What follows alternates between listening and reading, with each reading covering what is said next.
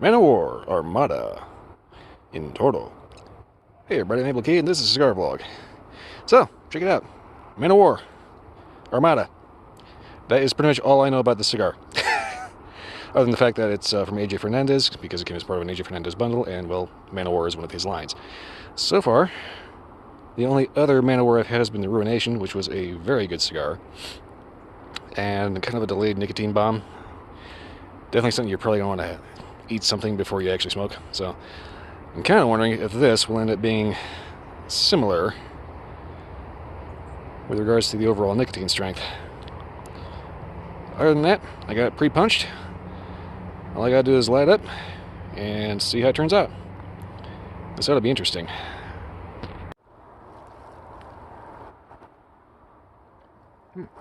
Alright, got it lit up. I think I did a decent job. This may end up getting a little wonky, but nothing a quick touch-up can't fix. Anyway, initial flavors. So far, very, very coffee, with a little bit of pepper.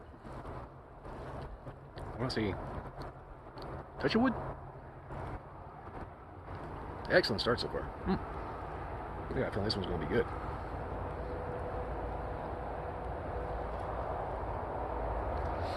Retro Hale's kind of cedary. Alright, I'm going to smoke this down to the first inch and give an update from there.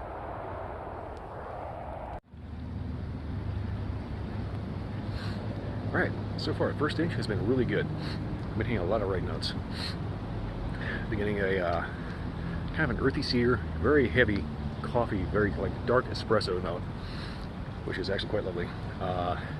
With a rather almost floral sweetness, especially in the Retro Hale. There's also just a little hit of pepper that just kind of lingers on the back of your throat. Yeah, there's a lot of flavors going on in this. I am actually, so far, rather impressed. Especially after that Davinia. But that was a different line. So far, the Man of War line has definitely been impressive and hasn't let me down yet. That said, this is the only segment of the Man of War line I've actually had. But seems to be a winner so far.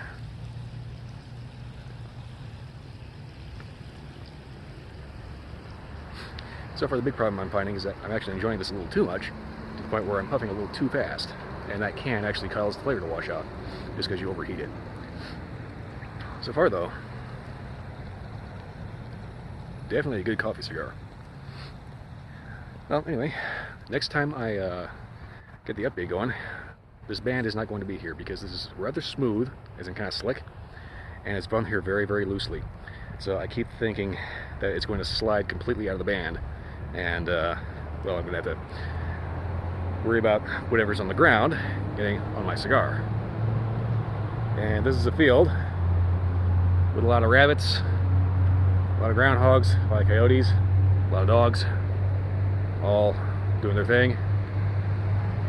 You know, they eat, and eventually what they eat comes out the other end. So yeah, I'm going to take the band off. Otherwise, kind of nice. I found it actually halfway decent day instead of bone-chilling cold. Alrighty.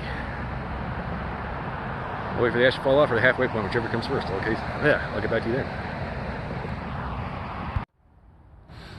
Okay, so I think we're about the halfway point here. The ash just fell off. And look at the foot. It's kind of looking a little strange. I've been noticing that the draw on this is really stiff for some reason. And I'm having to double puff in order to get anything off of it. That said, what I'm getting off of it is lovely.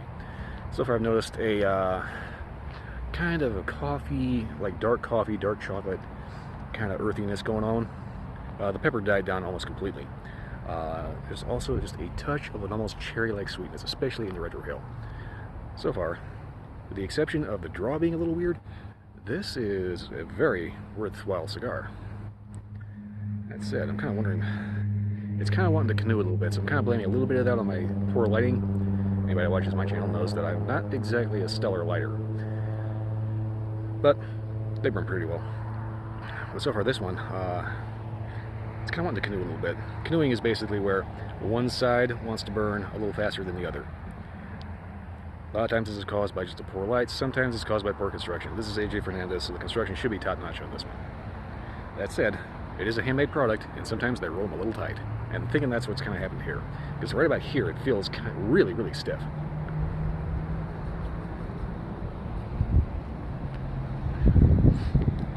Yep, and I'm focusing a little too much on keeping my hands warm because it's a little chilly, and not enough on actually smoking my cigar. Not to mention, like I said, the draw is just really tight for some reason. I'm not too sure what's going on with that, other than it seems like there's a knot right here.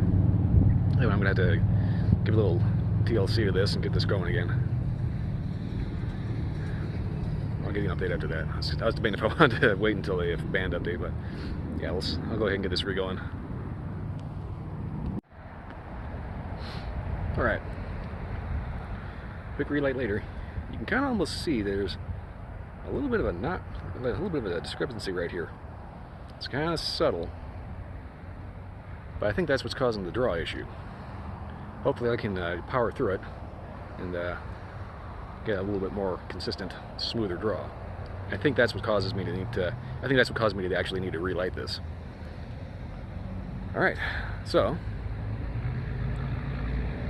that's pretty much it for this. Just pointing out, slight had to touch up and relight a little bit.